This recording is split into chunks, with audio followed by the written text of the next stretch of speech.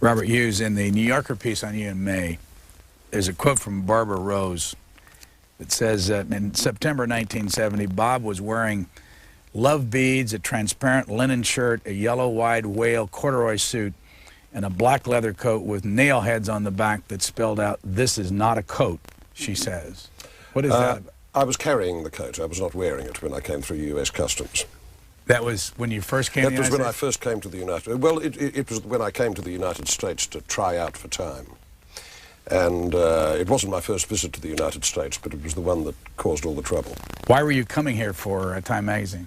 Because they'd asked me to come and try out to see if they liked me and I liked them. They were looking for an art critic, and in some moment of aberration, they got me. It was purely accidental, as all things are. There was a book that I'd just brought out called Heaven and Hell in Western Art, and it sold about 3.5 copies in the United States, and very luckily for me, one of those copies found its way to the then managing editor of Time, Henry Anatole Grunwald, who said, "Well, let's try this fella," and through a rather protracted business, they ran me to earth in London, and my marriage was cracking up, and all things favoured a retreat from England, so I thought I'd go and see what it was like in the States. Of course, I thought I was going to stay for 2 years.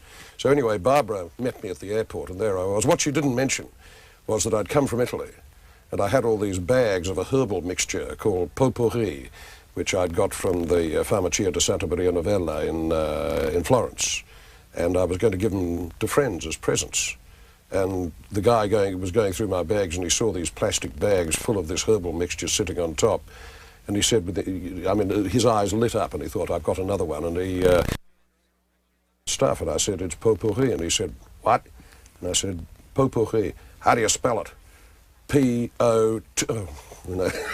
And so I nearly didn't make it into the United States. 27 years later, this has been in bookstores for a couple of months. What is it? This? It's a book. It's called American Visions, which my editor subtitled The Epic History of Art in America. It is a book vastly expanded from a television series that I did for PBS and for the BBC. And it is basically, I suppose, a kind of rather opinionated social history of American art.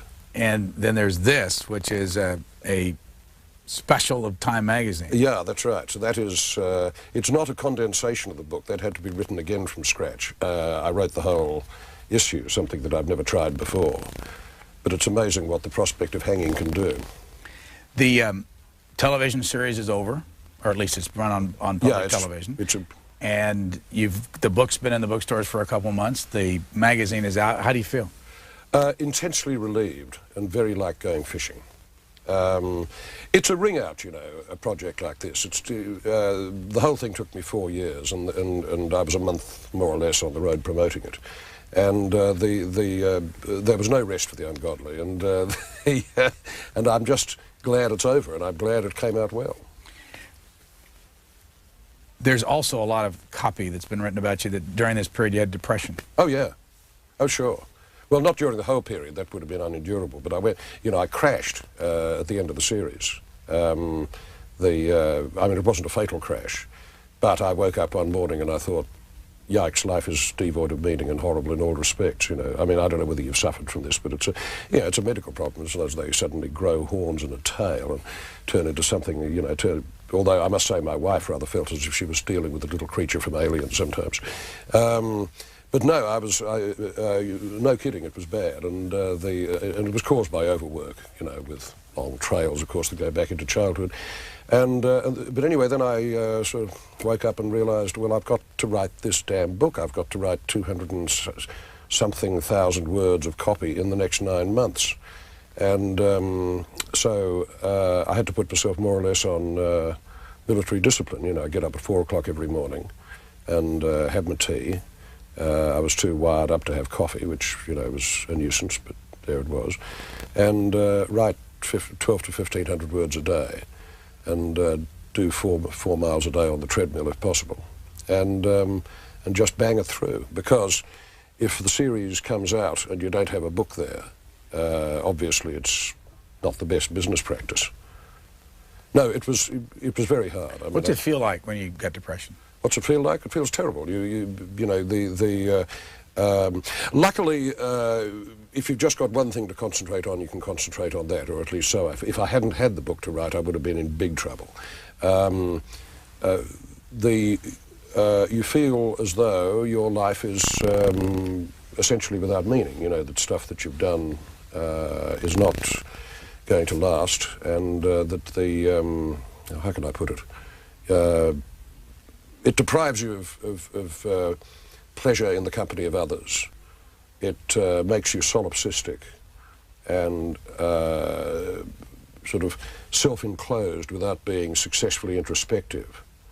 And it's an altogether miserable business. So what I did was you know, did what I would never have contemplated normally. I went along to see a shrink. I mean, finally, at the age of 57, I went to a shrink. But you see, good Catholic boys don't go to shrinks. What they do is they go to confession, and that sort of gets rid of the you know, of one part of it without actually sorting anything out. So I went to see a shrink. I took drugs. You know, and I got to say, it all helped a lot. The shrink was a fellow fisherman, and it was a little difficult to sort out whether we were discussing, you know, fly fishing for striped bass or my own deeper problems, but we did in the end. When was this picture taken? That picture was taken about 2 months ago. Where is it? It's in my loft. The bare and Spartan and messy appearance of the loft is not a matter of set dressing. As a you know, the bookshelves you see are empty. I'm moving all my books out in order to rebuild the loft. Where is the loft? On the corner of Prince and West Broadway in Soho, in New York. And how long have you lived there? Oh, God, since 1970, 71. Yeah, that's right, 1971. And I moved to New York in 1970. I stayed in the Chelsea Hotel for a few months, and then somebody said to me, actually it was Barbara, the person that we referred to earlier, said to me, you know, if you want cheap, large space, then there are these really cheap, big warehouses down in this unnamed part of New York. A lot of artists were living there. I went and got one. And when I read about this painting, one of the, I guess it may not be new, but it was new to me, that you talked about the artist being a closet homosexual. Yes. Is that well known? I think it's fairly well known. I certainly didn't doubt him. It's in the literature. And why Grant Wood. I mean, whether he was a practicing gay or not, I have absolutely no idea. But, you know, I mean, he was a man of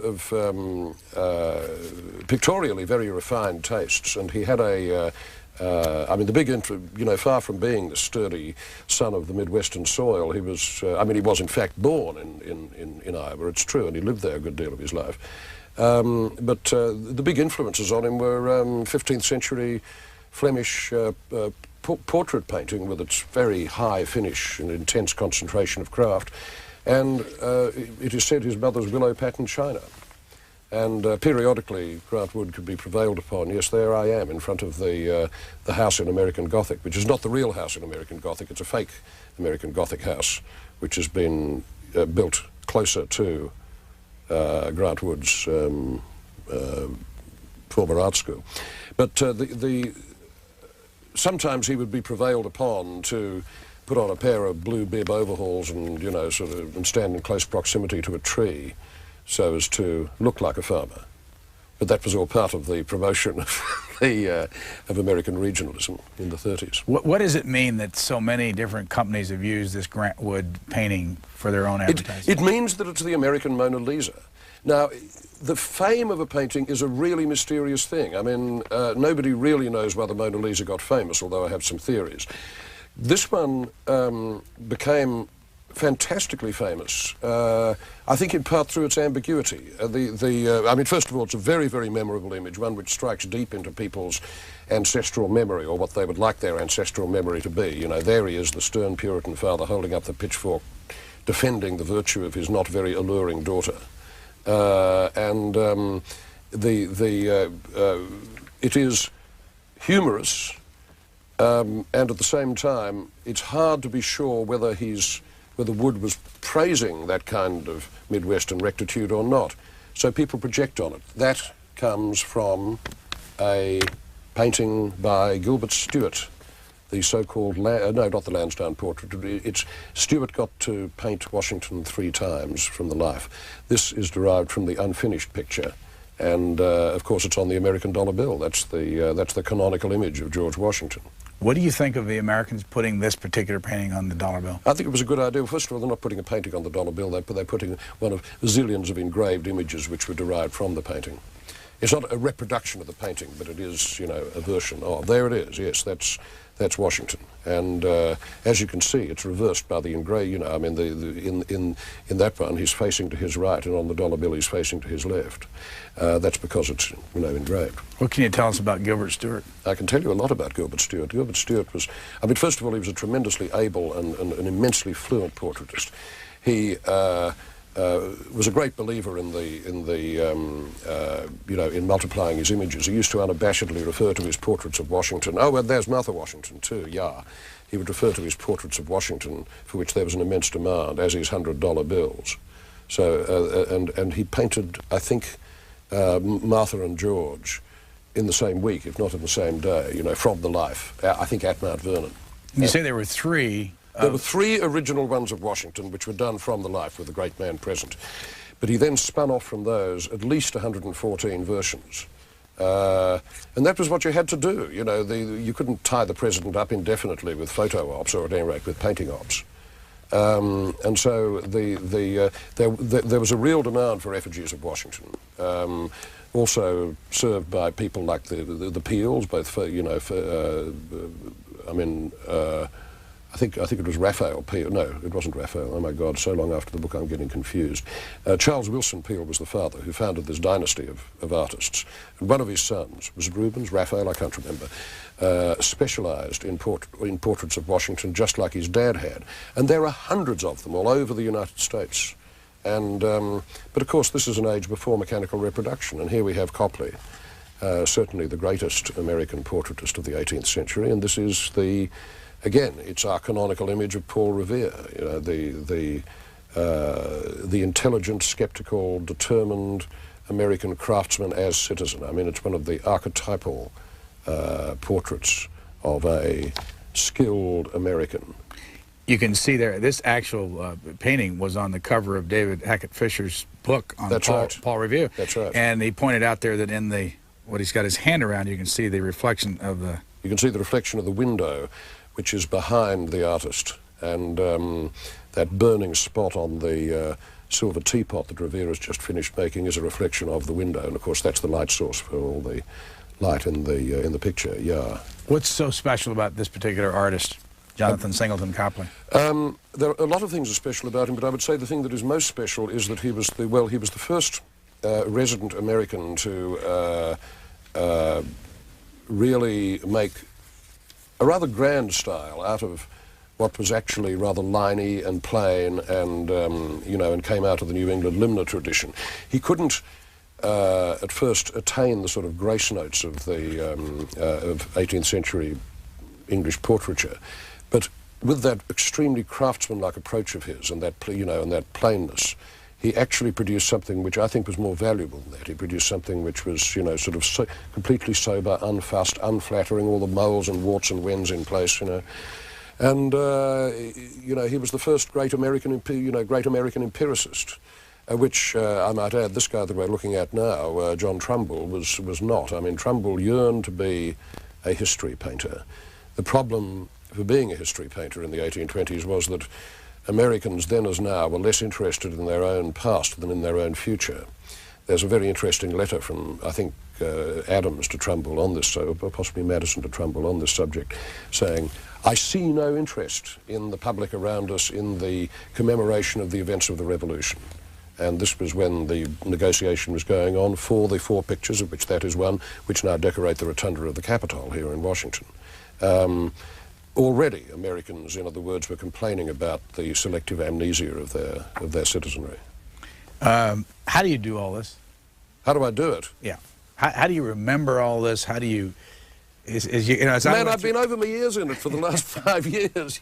I mean, my main problem is going to be clearing the stuff out of my head in order to get on with the book on Goya or whatever the next one is. But when we see you in your least exciting moment, what are you doing? I mean, how did you compile all of this information and get to be such an expert on all this? I've been an art critic working in America for 27 years, and inevitably some stuff rubs off. But I'm extremely curious about America. I mean, I'm curious about America in the way that foreigners are.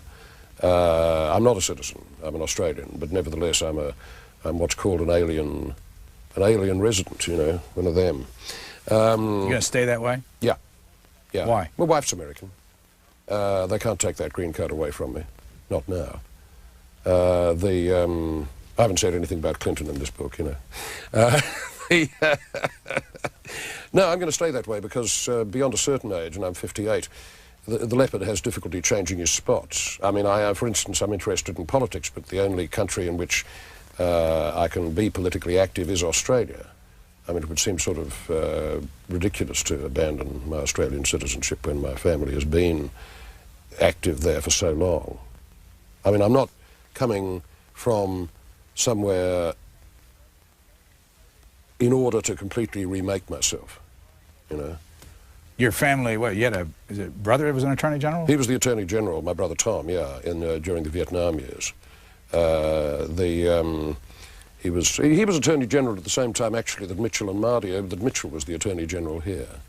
He met Mitchell. He was given a trip over here to find out more and better ways of dumping on Vietnam protesters, and he was horrified by Mitchell because Tom is a true conservative and not, an egregious schemer like Mitchell. Anyway, there was no, I mean, our lot have been pretty much embroiled in Australian politics since the 1900s, the early 1900s, and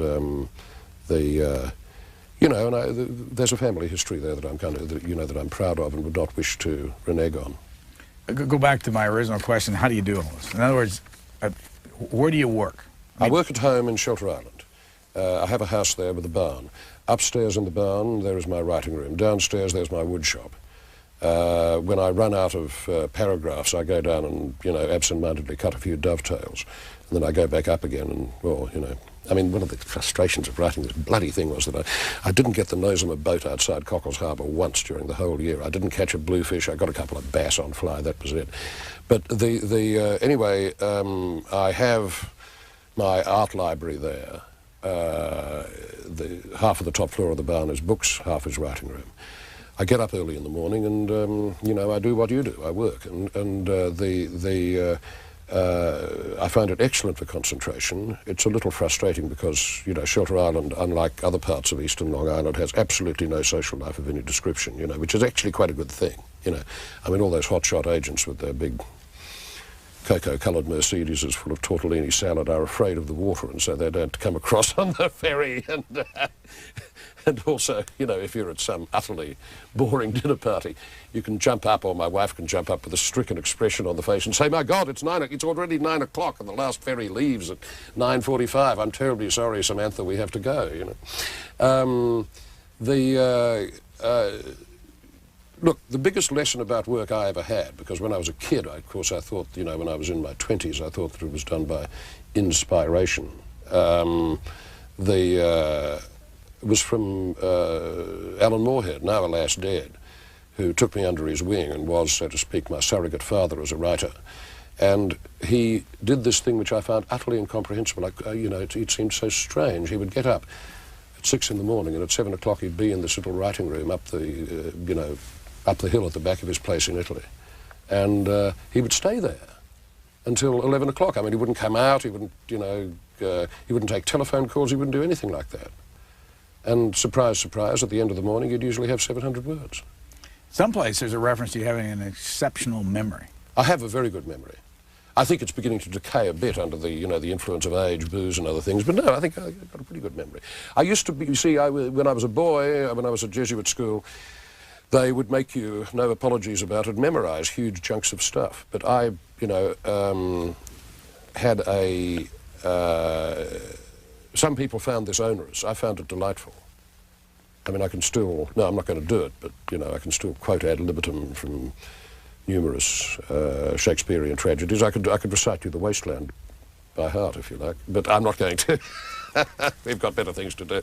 Now, this is, you know, interestingly enough, in the magazine version, which this is, the Time magazine special, the pictures are it's a lot bigger.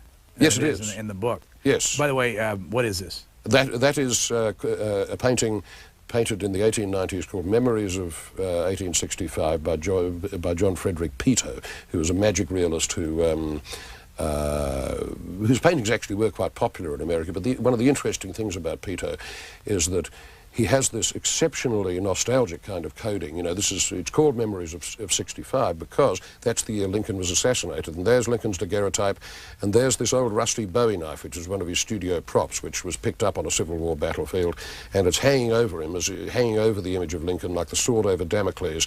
And the deliberation of the thing is shown by that card there, which reads something of the house, which was a common kind of card used, I think, in table settings at the time, and it originally read head of the house. So the knife is figuratively cutting off the head, and it's an allusion to the assassination of the president. What do you think of art around Abraham Lincoln that you've seen? Peto, well, you mean around... Just Lincoln in general. I mean, is there a lot of it? There's a tremendous amount of photography. Lincoln was the first president whose image was really, really ramified by photography. But that's, of course, because there was a popular demand for his work. He was the first president of the age of photography who really was regarded as popular in a, you know, almost demigod-like way, at least for Northerners. And but official paintings of Lincoln are, for the most part, pretty dull. I mean, you know, as American or any other official portraiture tends to be. But it's it's the photographs that we remember him by. Now, this is on the cover, it's something we see all the time, the American flag, but it's... by Jasper Johns. Now, when was this done? This was done in 1955, and what a stir it caused then. Strangely enough, you know... Why? Because, you know, it caused a big stir in the art world because people couldn't be sure whether they were looking at a flag or at an image of a flag. I mean, it clearly was an image of a flag, but if so, you know, the painting consisted of nothing but the flag, and so it set up all sorts of odd, I suppose you might say, philosophical or ontological vibrations around itself. The one thing that didn't happen was that, unlike later artists who incorporated the flag into their work, Johns didn't run into any flack for defacing the flag or for blaspheming against it. Who is he? Johns is now, I mean, well, he's certainly one of America's leading painters. He was always bracketed with Bob Rauschenberg, you know, in the 50s. He's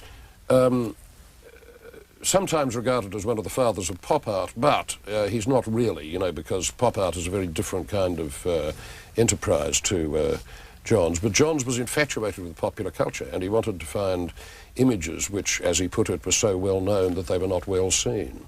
Flags, targets, stuff like that. And I think, you know, the early work up to about 1960, it's always a terrible thing to say that you like an artist's early work better than his late, but I do, you know, without disrespect. Do Americans treat the flag differently than other countries? Absolutely, they're obsessed with the flag. In Australia, or even in France, or in England, you don't have those rituals surrounding it. I mean, America, you know, in America there are specified ways of folding it. It must not be allowed to touch the ground. Politicians always wish to bring in, you know, or at any rate, politicians on the right. Many of them would like to see an actual amendment to the Constitution protecting this icon from defacement or burning or what have you. I mean, if you burnt an Australian flag, you know, nobody would give a damn, which I guess is why people don't burn them. You know, the flag to Americans is a curious kind of almost living presence. It has this sort of Eucharistic aspect, which it generally lacks in other countries. I mean, I dare say that if you pulled out a tricolore, you know, and started ostentatiously trampling on it in front of the Chambre des Députés in Paris, some cop might come up and give you a whack with his baton and tell you to move along. But they don't have constitutional amendments about it, I think.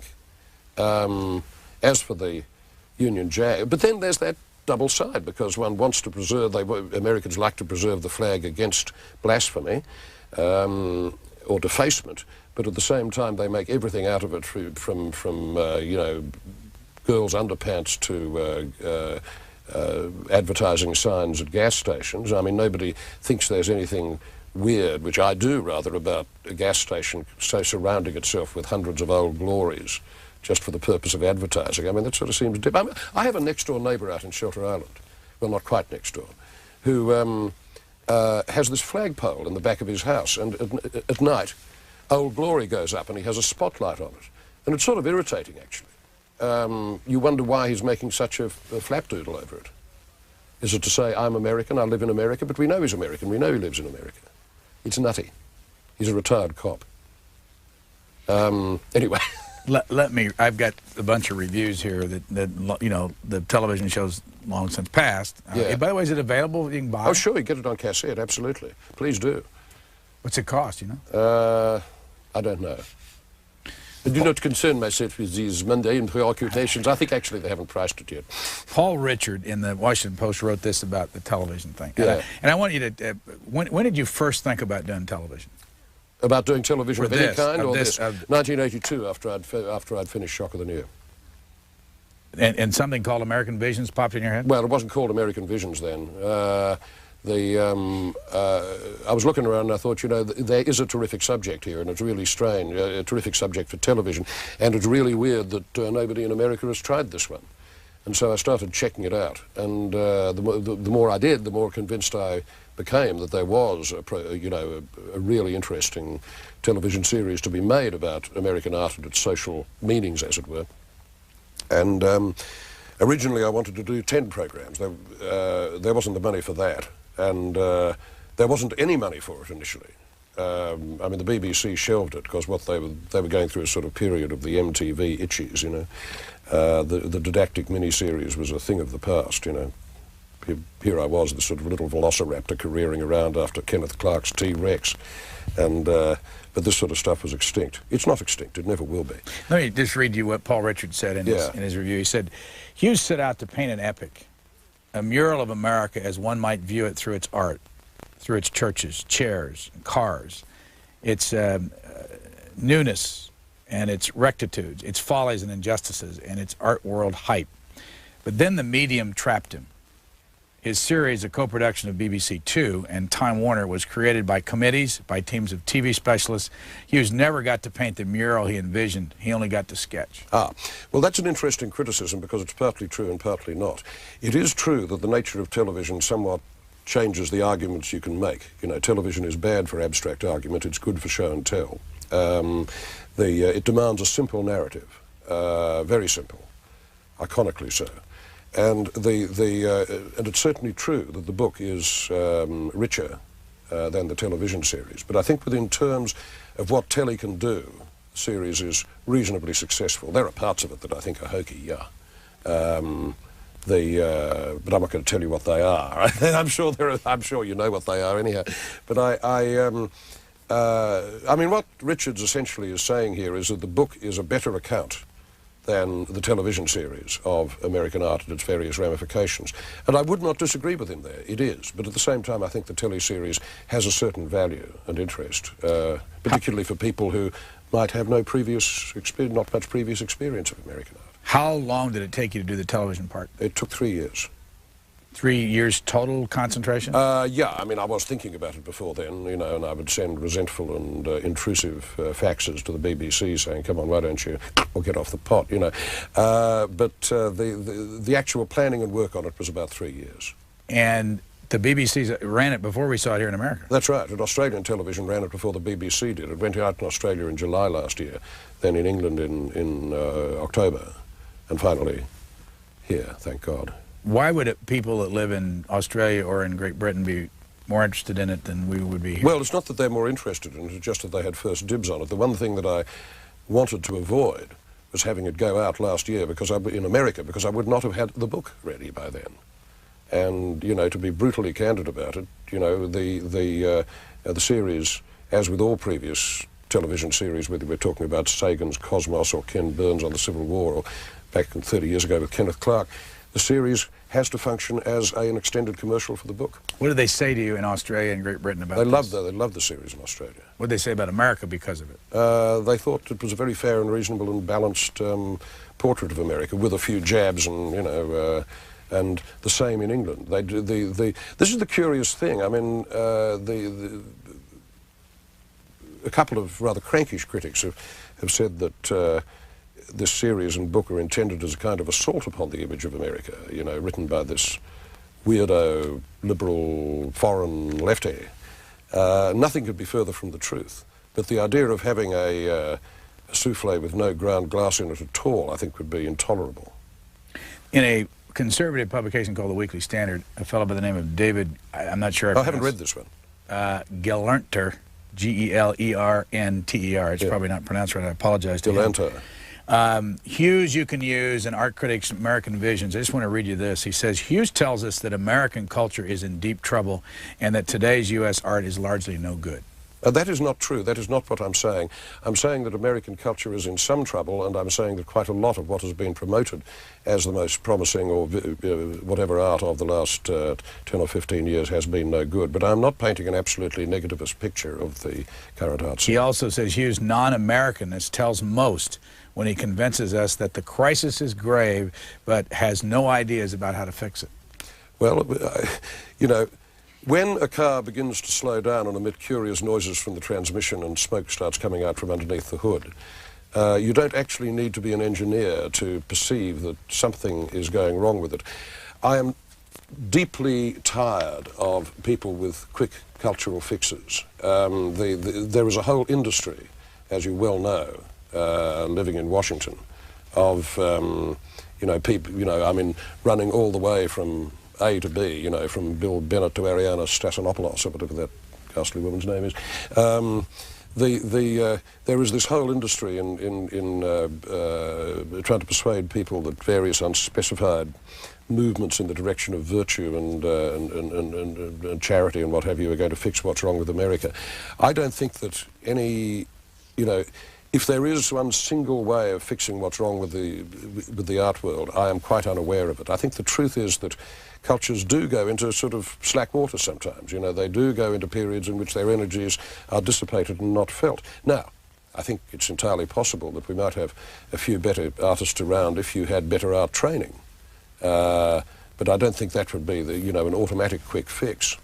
It's very hard today for an artist to navigate satisfactorily in a cultural environment in which so much of the air in the room is taken up by mass media. This was not a problem in the 19th century. There were no competing mass media.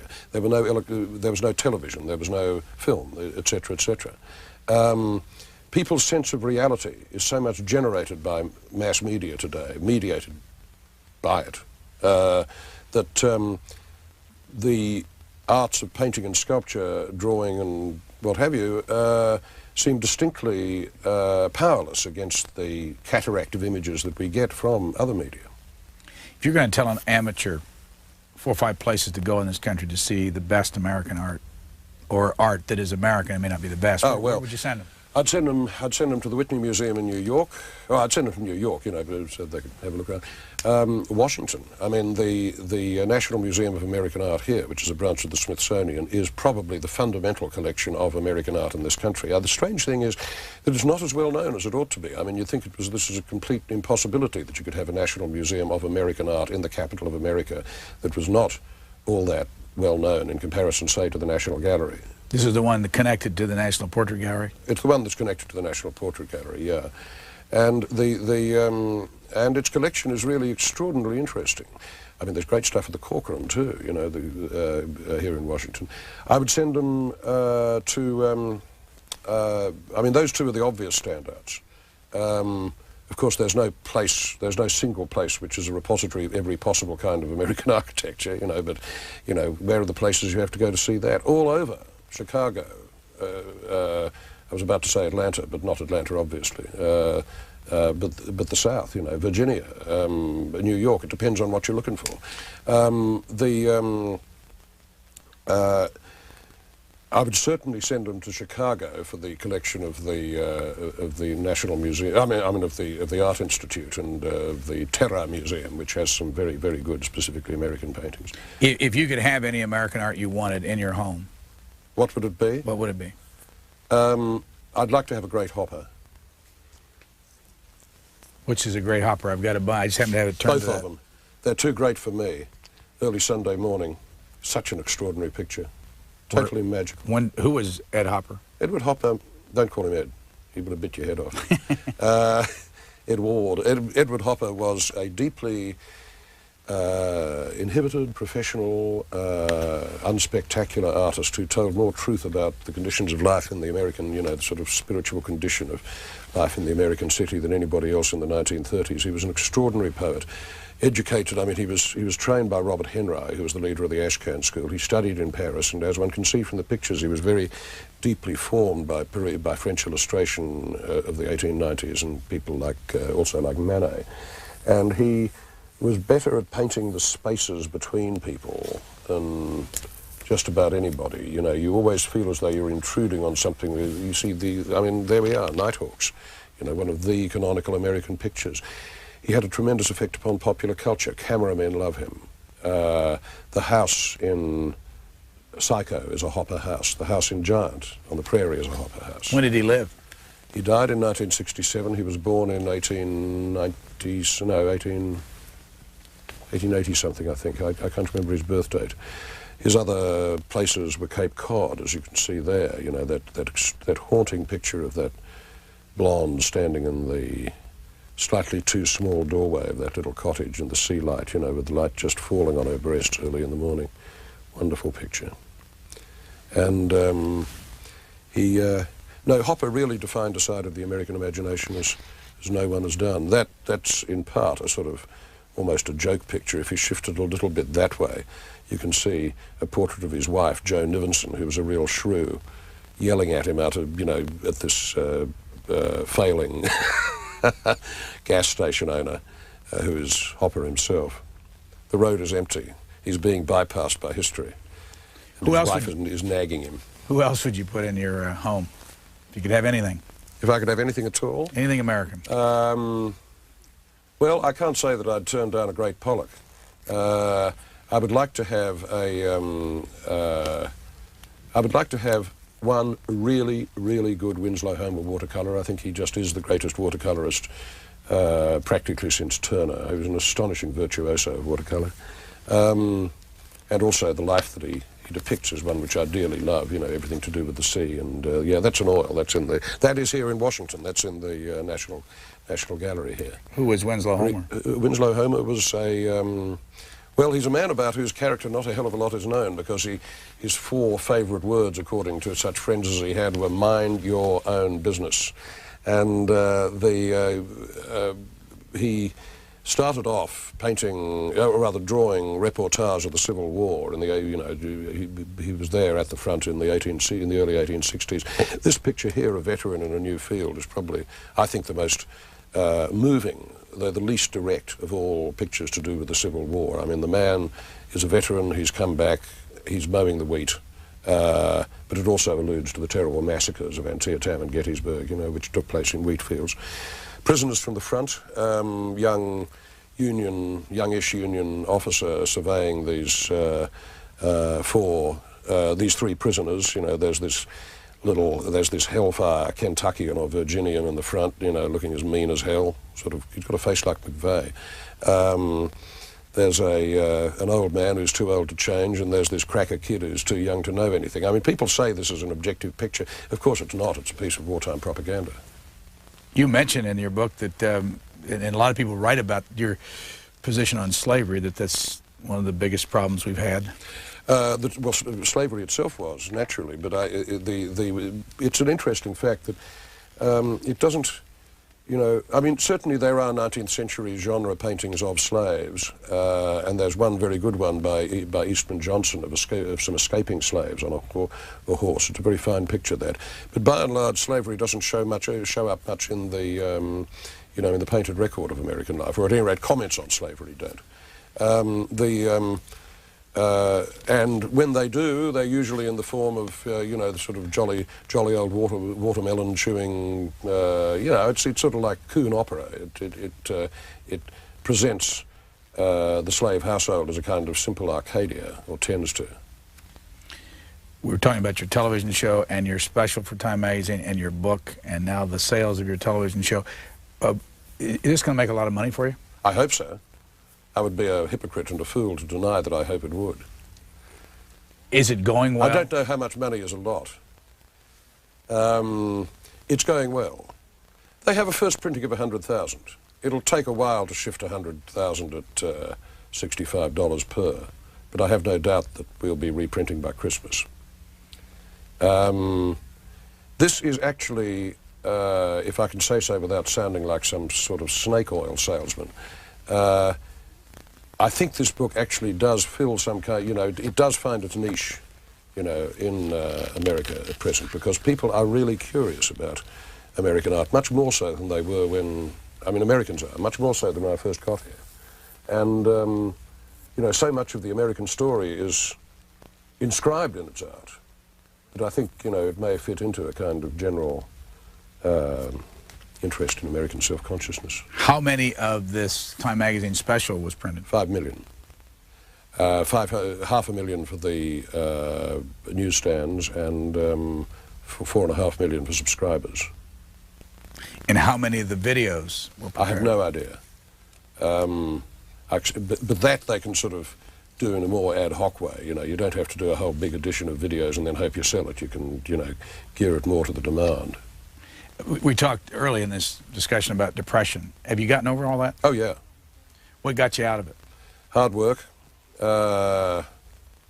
Help. What would you recommend? The trust of my friends. What would you recommend to someone that, what would you avoid? Don't be ashamed of it. Don't think you can bash your way through it before it's time. But just remember, it's going to pass, which is the hardest thing of all to remember. And above all, try and get on. If you've got some project, if you see, I'm very lucky. I earn my living as you do, doing things that I really like doing. Most people don't. But if you're lucky enough to do that, use it. How would you avoid it, though? You can't. You cannot. You can't. It's like treading on a water moccasin. You don't know it's there, and suddenly wango, and it hits very quick, and it's, of course, it's totally unfamiliar. This is the thing. You just have no idea what's happening to you. It's not as though you wake up one morning and the entire world has changed, but in my case, it changed over about a week. I kept thinking I can shove this to the back of my mind, get rid of it, but I couldn't, and it just kept snowballing. And how do you feel now that this project's over? I feel immensely relieved. Hopeful, and really looking forward to a holiday. I'm going to go to Australia, back home to Sydney. I have a week's promotion to do on the book there, and then I'm going up to a place called Wilpo, which is on the Gulf of Carpentaria, on the Arafura Sea. It's that big bite out of the top of Australia, and it's just full of big fish and, crocodiles that you wouldn't want to meet. And I'm going to take my godson, young Alexander, with me, and also his father, who's never been there. And we shall sit around the campfire, boil mud crabs, and sing sad songs about the perfidy of women. And How many children do you have? I have one son. How old is he? He's now nearly 30. What's he do? He's a sculptor. And your wife? What's she do? My present wife, Victoria. Yeah. Oh, she's a garden designer. She does. She. Basically, she's what they used to call a housewife. Where'd you meet her? She picked me up after a lecture in 1977. I was doing a lecture on Bob Rauschenberg in San Francisco. And after a certain amount of preamble in the form of a note left at my hotel, this beautiful redhead appeared from out of the audience and said, "Okay, we're going to dinner." And we've been together more or less ever since. I was very, very lucky. Have you ever painted? Yes, but badly. But enough to know how difficult it is to make a good picture. I used actually to hold, to have exhibitions, and and the sales from them would sustain my toddling steps as a young writer. But when I went to live in Italy in '64, I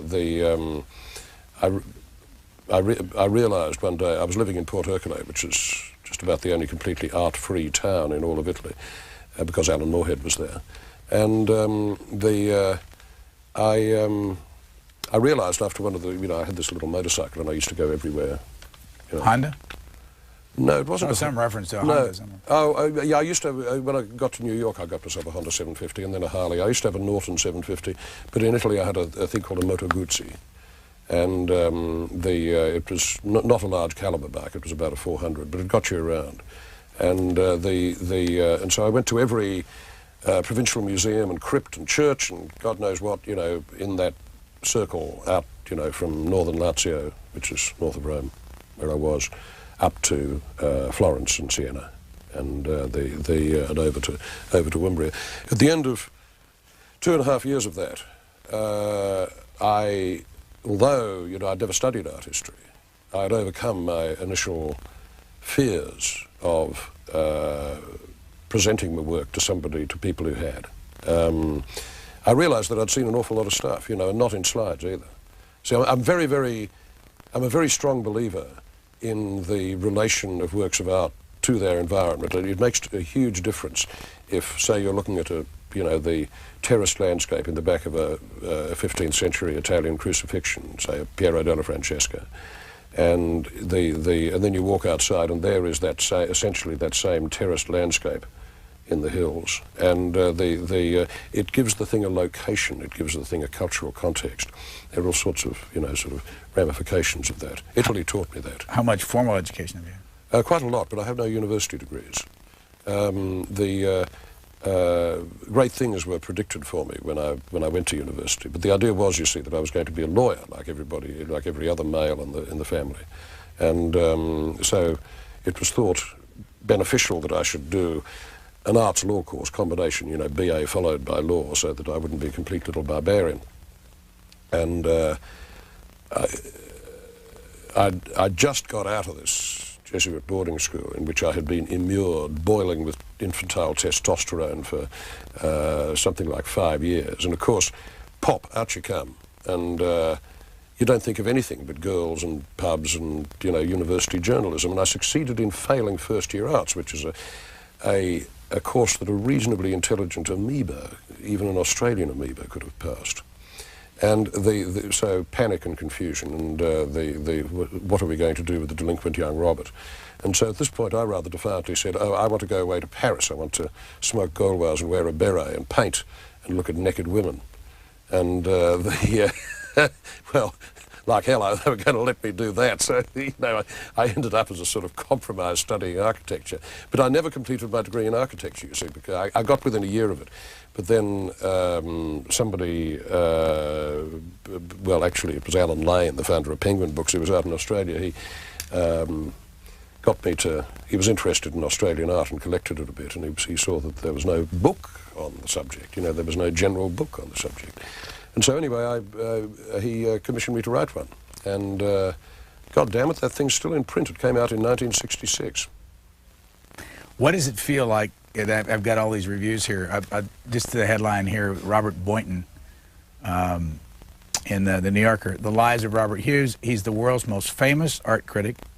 The potential of Václav Havel of Down Under. Oh, my God. And a man ready to trace his own gunpowder trails. And then you've got Peter Plagens, who wrote in Newsweek. Now, that's your competitor. Yes, that's right. Newsweek said, reigns over American art criticism. And I could sit here and read all these other reviews, that almost all of them. These rather exaggerated encomiums. Look, I have to tell you, I'm very deeply grateful both to Boynton and to Peter and to others for saying these complimentary things, but it has to be pointed out that being the world's most famous art critic, if that's what I am, is rather like being the world's most famous beekeeper. It doesn't guarantee a hell of a lot, and it is largely because I write for Time, of course. Peter Plagens writes for Newsweek, and you have an automatic built-in circulation there. But listen, I'd be a hypocrite if I said I didn't enjoy that kind of stuff, but one has to take it with a grain of salt. If you go around thumping on the doors of restaurants that are hard to get into and saying, I want a table for 6 right now, I'm the world's most famous art critic, you become some intolerable beast. In the review, he says that you're an English-speaking Alexis de Tocqueville. Oh, my God. Well, that's very nice of him, and what am I supposed to say? Yes, I am an English-speaking Alexis de Tocqueville, or no, I am not an English. It's tremendously flattering that there should be anybody intelligent out there who would think so. But I do not believe that this book has the same fundamental value as de Tocqueville's Travels in America. I hope it has some value, though. What is this? That is a work by Ed Kienholz called the Portable War Memorial. Kienholz, now alas dead, was a tremendously strong vernacular political artist who took all of the dark side of American life as is field. And it's it's an anti-war satire, and on the left you can see a version of the Marines raising the flag at Iwo Jima with Uncle Sam, Montgomery flag's Uncle Sam behind them. But on the blackboard, which you can't read in this reproduction, there are the names of something like 300 countries which had ceased to exist because of war during the last 100 years. There are 300 states, and then there's your average Joe American couple, with Pentagon business going on as usual, having a hot dog with this killer of a real dog beside them. And what it's about is war as business as usual. What is this? That is really horrific. It is called I think it's called the State Institution or some name like that. Kienholz worked for a while as an attendant in a California madhouse, and he was horrified by the way that the patients were treated. We're talking about 1960 now. And so here are these two dreadful emaciated figures whose heads, you can't see this in the repro, have been replaced by goldfish bowls in which these live fish are swimming erratically. They're on a double cot, as you can see, and one is dreaming the misery of the other. There's no escape from this circle. There's this neon thought balloon around the figure in the top bunk. It's a picture of an eternal nightmare. I mean, it's an image of an eternal nightmare. And it's constructed, of course. It's not a painting, The farther you get in your book, the more unusual the art is. Well, yes, because the further you get into American history, the more unusual the art becomes. What's caused that? Modernism, and the just more, an opening up of different modes of technique, and above all, I would say, the entry of a more experimental and critical frame of mind among American artists. I mean, really, the idea that art should have functions other than official ones really only came to America at about the same time as it did to the rest of the world. That is to say, sort of after the 20th century began. Whatever happened to art like this? Oh, whatever, but people still love it. Norman Rockwell, yeah, absolutely. The Christmas turkey. I mean, the Thanksgiving turkey, what am I saying? I put that in there for obvious reasons. Rockwell had an enormous effect upon the American imagination. He had this great consoling, binding kind of effect. Nobody knows what his paintings look like, in the sense that nobody has ever seen, practically speaking, a Norman Rockwell in the original. They were all designed for reproduction. But he was one of the most powerful disseminators of a certain kind of American dream, whose imagination was quite authentic, that there's ever been in this country.